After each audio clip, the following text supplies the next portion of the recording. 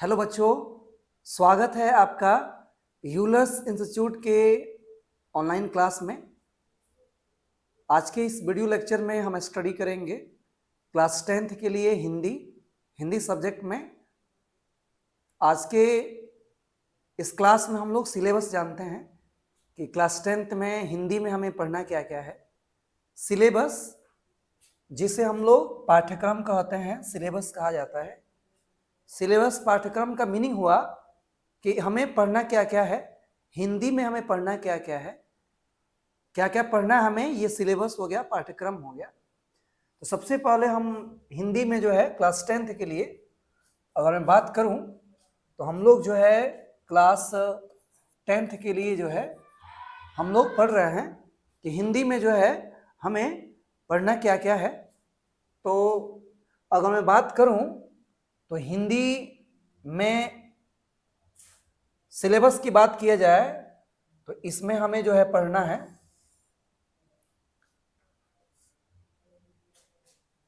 Colour मैं change कर ले रहा हूं।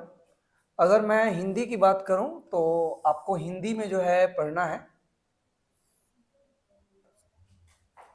पाठ्य पुस्तक। इसमें अगर मैं बात करूं तो इसमें आपको पढ़ना है पाठ्य पुस्तक। पाठ्य पुस्तक पाठ्य पुस्तक जो है हिंदी में दो है आपका। एक आपका जो है गोधली है, गोधली भाग 2, गोधली भाग 2, और एक आपका है वर्णिका भाग 2। ये दो पाठ्य पुस्तक हो गए, वर्णिका भाग 2। तो पाठ्य पुस्तक में दो आपको पढ़ना है, गोधली भाग 2, वर्णिका भाग 2। और गोधली में जो है टोटल 24 चैप्टर हैं। अगर इसमें बात करें तो 24 चैप्टर इसमें। गोधली के दो खंड हैं, गद्य खंड और काव्य खंड। दोनों में 12-12 चैप्टर हैं, टोटल 24 चैप्टर आपके हैं एक तरह से कहें तो। और वर्णिका में जो है आपके 5 चैप्टर हैं, इसमें जो है आपके 5 चैप्टर हैं। तो ये आपका पाठ्य पुस्तक हो गया। इसके बाद अगर मैं बात करूं तो इसमें आपको पढ़ना है व्याकरण। एक और इसका पार्ट जो है वो व्याकरण है, व्याकरण। एक इसमें अगर बात करूं तो इसमें एक आपका आता है रचना, एक रचना है। और इसका एक अगर मैं पार्ट की बात करूं तो इसमें एक आपका है अपठित गद्यांश। अपठित गद्यांश, अपठित गद्यांश। तो फिर से समझते हैं, हिंदी में पाठ्य पुस्तक हो गया, रचना हो गया, व्याकरण हो गया और अपठित गद्यांश आ गया। अगर मैं रचना की बात करूं तो रचना में आपको मिलेंगे, आपको जो है रचना में आपको मिलेगा, इसमें रचना में आता है निबंध। इसमें निबंध आपको मिलेगा, निबंध पढ़ना है। पत्र लेखन हो गया, पत्र लेखन। अगर मैं और बात करूं तो इसी में संवाद आता है, संवाद। तो ये कुछ 4 पिलर हो गए, 4 स्तंभ हो गए। हिंदी के सिलेबस की बात करें, पाठ्यक्रम की बात करें, पाठ्य पुस्तक, रचना, व्याकरण और अपठित गद्यांश। पाठ्य पुस्तक 10th में जो है दो आपको पढ़ने हैं, गोधली भाग 2 जिसमें 24 चैप्टर हैं, और एक पढ़ना है वर्णिका भाग 2 जिसमें 5 चैप्टर पढ़ना है। तो अगर किताब की बात करें, बुक की बात करें, अगर पाठ्य पुस्तक की बात करें तो इसमें टोटल आपको 24 और 5 29 चैप्टर पढ़ने हैं। और रचना में आपको आएगा निबंध, पत्र लेखन, संवाद। ये कहीं ना कहीं रचना में आता है। और व्याकरण के भी बहुत सारे टॉपिक हैं जिसको अभी मैं बता रहा हूं आपको। और फिर एक आपका है अपठित गद्यांश। अपठित गद्यांश का मीनिंग होता है ऐसा गद्यांश जो पहले कभी ना पढ़ा गया हो, वो अपठित गद्यांश होता है। तो ये कुछ ना कुछ, ये कहीं ना कहीं सिलेबस में आने वाले ये सभी टॉपिक हैं। और सभी को हम जो है बेहतरीन ढंग से पढ़ेंगे आगे। फिलहाल मैं व्याकरण बता दे रहा हूं कि व्याकरण में क्या आता है। तो व्याकरण में कौन कौन टॉपिक पढ़ना है, इससे पहले आप इसका स्क्रीनशॉट ले सकते हैं, इसका आप नोट्स बना सकते हैं। ये वीडियो लेक्चर नंबर 1 होगा हिंदी का। क्लास 10th के हिंदी में जो है ये वीडियो लेक्चर नंबर 1 रहेगा। और आगे हम लोग और सबको बारी बारी से पढ़ेंगे। पाठ्य पुस्तक में जो गोधली वर्णिका है, रचना, व्याकरण, ये सभी हम लोग बारी बारी से सभी को जानेंगे, पढ़ेंगे हम बेहतरीन ढंग से। तो मैं एक बार और बता रहा हूं, क्लास 10th हिंदी में क्या क्या पढ़ना है, क्या क्या जानना है हमें, वो होता है सिलेबस, पाठ्यक्रम। तो पाठ्यक्रम में सबसे पहले ये एक तरह से कहा जाए स्ट्रेटजी जो है सबसे पहले बनाइए आप। हिंदी सब्जेक्ट में या अन्य जो भी सब्जेक्ट हैं, इसमें स्ट्रेटजी जो है ये भी मायने रखता है। तो हम ये कह सकते हैं कि हमें हिंदी में पढ़ना क्या क्या है, ये सबसे पहले आप सभी को जानना है। तो हिंदी के एक तरह से महत्वपूर्ण 4 यहाँ स्तंभ है, पिलर हैं। एक आपका पाठ्य पुस्तक हो गया, रचना हो गया, व्याकरण हो गए और अपरित गद्यांश। पाठ्य पुस्तक 2 हैं, गोधली भाग 2 जिसमें 24 चैप्टर हैं, वर्णिका भाग 2 जिसमें 5 चैप्टर हैं। रचना में पढ़ना है निबंध, पत्र लेखन और संवाद, इसको भी हम बारी बारी से पढ़ेंगे। और अपरित गद्यांश हो गया, 2 गद्यांश पूछे जाते हैं। तो ऐसा गद्यांश जो पूर्व में पहले कभी ना पढ़ाया गया हो, वो अपरित गद्यांश होता है। और फिर व्याकरण के कुछ टॉपिक हैं। तो इस प्रकार ये हमें पढ़ना है। आइए, व्याकरण में कौन कौन टॉपिक है ये मैं आपको बता रहा हूं। फिलहाल रचना में याद रखिएगा, निबंध, पत्र लेखन और संवाद आता है। ये रचना के कहीं ना कहीं महत्वपूर्ण ये भाग हैं। और व्याकरण में कौन कौन पार्ट है, कौन कौन भाग हैं, कौन कौन टॉपिक आते हैं, इसको मैं बता रहा हूं। तो आप इसे नोट कर लीजिएगा। और मैं बता रहा हूं आगे आपको कि व्याकरण में कहीं ना कहीं कौन कौन टॉपिक आते हैं, मैं इसको बता दे रहा हूं। तो आइए बच्चों, अब मैं बता रहा हूं आप लोगों को कि व्याकरण में कौन कौन टॉपिक है। मैं इसको बता दे रहा हूं यहां। व्याकरण,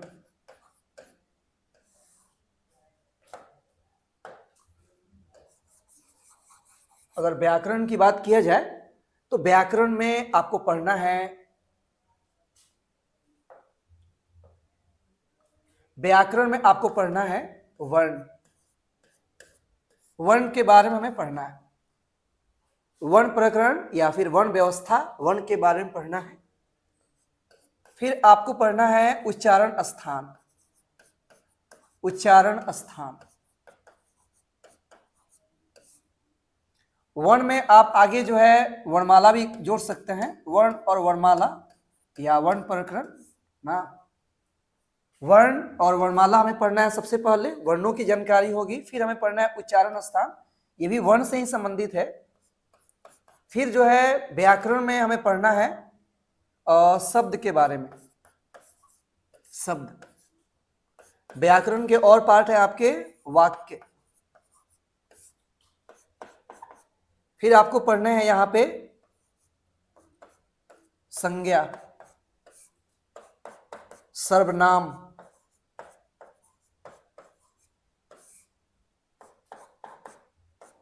विशेषण। और टॉपिक है बच्चों क्रिया। फिर पढ़ने हैं क्रिया विशेषण, क्रिया विशेषण।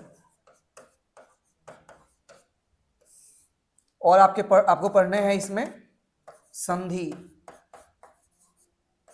समास,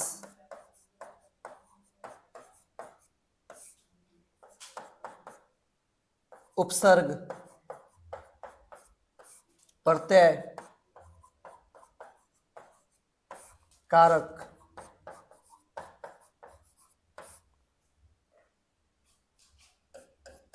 लिंग, वचन, काल,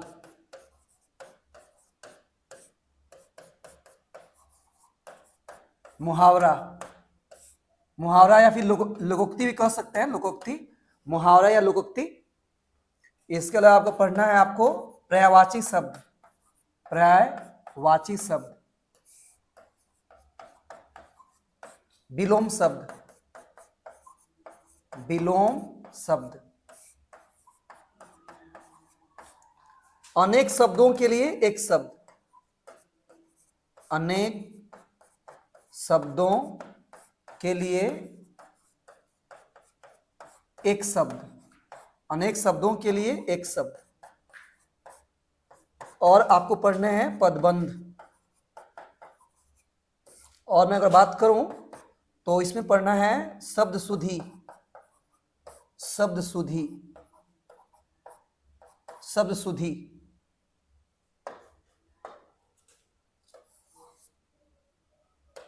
आपको पढ़ना है, ये पदबंध हो गया।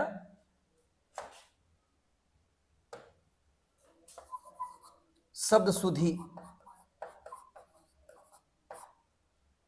और आपको मिलेगा वाक्य सुधि, या वाक्य संशोधन कह सकते हैं, वाक्य सुधि। आजकल जो है अलंकार भी पूछे जा रहे हैं, तो एक तरह से समझिए अलंकार भी आजकल पूछा जा रहा है ना, अलंकार भी इसके टॉपिक होंगे व्याकरण के। इसी तरह जो है और भी टॉपिक हो सकते हैं, फिलहाल ये महत्वपूर्ण टॉपिक है व्याकरण के। एक बार और देखते हैं व्याकरण में जिस टॉपिक को हम कवर करेंगे उसमें आपको मिलेगा सबसे पहले हम वर्ण के बारे में जानेंगे, वर्ण और वर्णमाला, उच्चारण स्थान, शब्द, वाक्य, संज्ञा, सर्वनाम, विशेषण, क्रिया, क्रिया विशेषण, संधि, समास, उपसर्ग, प्रत्यय, कारक, लिंग, वचन, काल, मुहावरा और लोकोक्ति, पर्यायवाची शब्द, विलोम शब्द, अनेक शब्दों के लिए एक शब्द, पदबंध, शब्द सुधि, यानी इसमें शब्द को गलती लेके और सही बनाने के लिए भी सवाल आता है। शब्द सुधि पर अशुद्ध शब्द को देकर पहचान, इस पे क्वेश्चन पूछे जाते हैं कौन अशुद्ध शब्द है, कौन शुद्ध शब्द है आपका। तो कहीं ना कहीं शब्द सुधि पे क्वेश्चन पूछे जाते हैं। वाक्य सुधि, वाक्य जो है पूछा जाता है कि निम्न वाक्य में से जो है कौन सही है ना, अशुद्ध वाक्य को देखकर सही पूछा जाता है, तो कहीं ना कहीं वाक्य शुद्धि हो गया। इसके अलावा आपको पढ़ने हैं अलंकार, आजकल अलंकार पूछा जा रहा है। तो ये व्याकरण के कुछ पार्ट हैं। तो उम्मीद करते हैं आप समझ गए होंगे सिलेबस में कि पढ़ना क्या क्या है। तो आगे मैं आपको पैटर्न बता रहा हूं बच्चों कि हिंदी का पैटर्न क्या आजकल रह रहा है एग्जाम में। आप इसका स्क्रीनशॉट ले लीजिएगा, इसे आप कहीं ना कहीं कॉपी पेन आप निकाल लेंगे और नोट करते जाएंगे। ये हिंदी का वीडियो लेक्चर नंबर 1 है आपका। इसी तरह क्रम से जो है वीडियो आपको सब मिलता रहेगा। फिलहाल ये हिंदी का वीडियो लेक्चर नंबर 1 होगा और आगे हम जो भी टॉपिक है इस पे वीडियो बनाएंगे। और आगे मैं पैटर्न बता दे रहा हूं कि पैटर्न क्या है।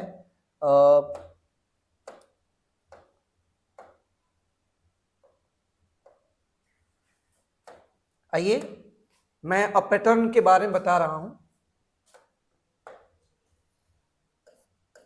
पैटर्न, पैटर्न क्या रहता है इसको समझते हैं कि कहीं ना कहीं हिंदी का पैटर्न क्या रहता है। अगर मैं हिंदी की बात करूं तो हिंदी टोटल जो है 100 मार्क्स के होते हैं, 100 अंक का होता है, 100 मार्क्स का होता है। ये तो सबको पता है कि हिंदी जो है 100 मार्क्स का होता है। अगर मैं और बात करूं तो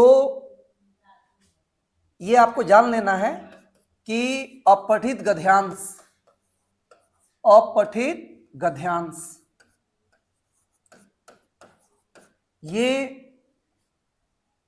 कहीं ना कहीं 4 क्वेश्चन होंगे, लेकिन आपको बनाना है केवल 2 ही क्वेश्चन बनाने हैं। और एक क्वेश्चन 10 मार्क्स का होता है, 2 क्वेश्चन सॉल्व कर रहे हैं। वैसे क्वेश्चन की संख्या 4 होगा, लेकिन आपको बनाना है केवल 2 और प्रत्येक क्वेश्चन 10 मार्क्स का होगा। तो ये एक तरह से आपका हो गया 20 मार्क्स का होगा। ये 20 अंक का अपठित गद्यांश होता है। अगर मैं बात करूं पत्र लेखन की तो पत्र लेखन या फिर संवाद, पत्र लेखन या संवाद, ये आपके कहीं ना कहीं 5 मार्क्स के एक क्वेश्चन बनाने होते हैं। नहीं, वैसे पत्र कई विषय पे आ सकता है, 1-2 क्वेश्चन हो सकता है, संवाद भी, लेकिन आपको बनाना है केवल एक क्वेश्चन। या तो संवाद आप बनाएंगे या तो पत्र लिखेंगे, और एक क्वेश्चन ही बनाना है हमें 5 मार्क्स का। तो ये 5 मार्क्स का हो गया। इसी तरह अगर मैं बात करूं तो अगर निबंध की बात किया जाए तो फिर निबंध 3-4 विषय के ऊपर होता है, लेकिन हमें किसी एक विषय पर निबंध लिखने होते हैं। और इस तरह निबंध 10 मार्क्स का एक क्वेश्चन होता है, और इस तरह आपको 10 अंक का निबंध आपको पढ़ने हैं। इसी तरह मैं बात करूं तो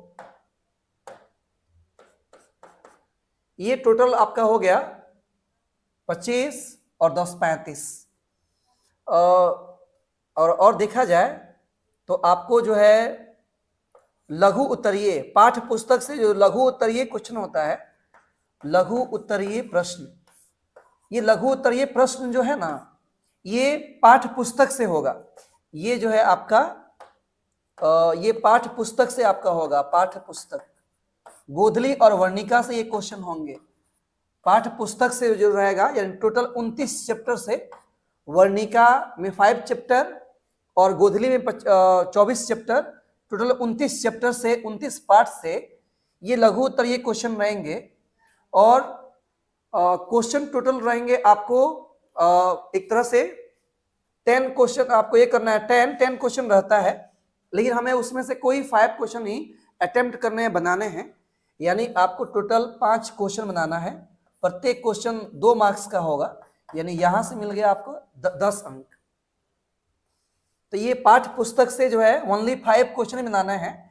ये भी आपको गौर करने वाली बात है कि सब्जेक्टिव में ये 5 क्वेश्चन लघु उत्तरीय सब्जेक्टिव होता है, ये सब सब्जेक्टिव आपका है ना। अपरिचित गद्यांश, पत्र लेखन, निबंध, लघु उत्तरीय, ये सभी सब्जेक्टिव हैं।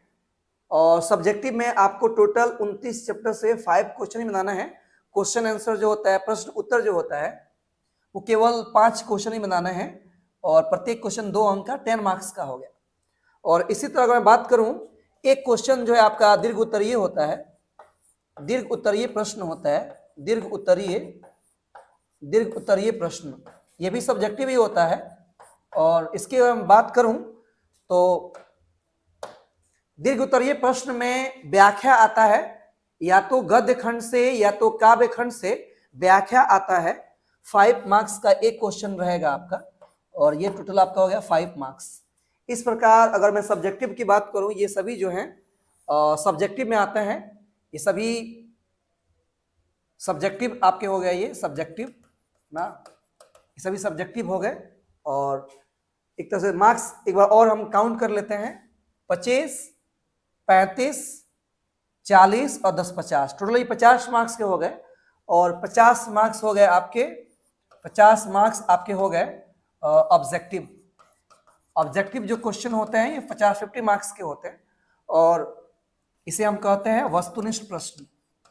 तो वस्तुनिष्ठ प्रश्न जो है, वस्तुनिष्ठ जो प्रश्न है, ये 50 मार्क्स के होंगे। टोटल क्वेश्चन 100 होता है, लेकिन आपको कोई 50 क्वेश्चन ही बनाने हैं। और इस ऑब्जेक्टिव में जो है व्याकरण भी होता है ना, इसमें व्याकरण भी होता है और पाठ्य पुस्तक भी होता है, पाठ्य पुस्तक। तो एक बार और समझते हैं, अगर पैटर्न की बात करें ना, तो हिंदी टोटल 100 मार्क्स का होगा, जिसमें सब्जेक्टिव जो है वो यहाँ से पूछे जाते हैं। अपरिचित गद्यांश 2 क्वेश्चन बनाना है आपको, प्रत्येक क्वेश्चन 10 मार्क्स का, 20 मार्क्स का अपरिचित गद्यांश।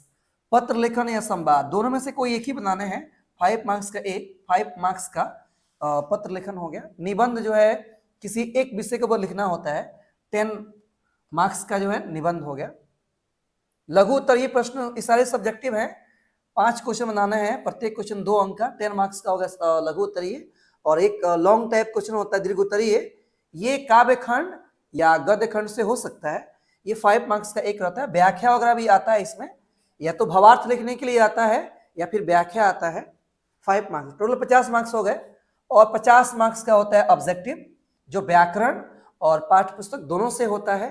तो टोटल आपका यहाँ आ गया 100 मार्क्स। तो इस प्रकार ये पैटर्न हो गया कि सवाल आखिर पूछते कैसे हैं, कौन कितना मार्क्स का होता है। तो ये वीडियो आपको कैसा लगा ये आप जरूर कमेंट करके बताएंगे। इस वीडियो में इतना ही, और अगले क्लास में हम इसके आगे वीडियो लेक्चर नंबर 2 लेके आएंगे, जिसमें हम या तो व्याकरण या फिर पाठ्य पुस्तक को पढ़ेंगे, कोई एक टॉपिक को लेके पढ़ा जाएगा। संभवतः हम वर्णिका ही स्टार्ट करूंगा मैं। वर्णिका आपको बताया जाएगा पाठ्य पुस्तक में, जो वर्णिका है ना, वर्णिका जो पाठ्य पुस्तक है वर्णिका भाग 2, ये हम अगले वीडियो में लेके आएंगे।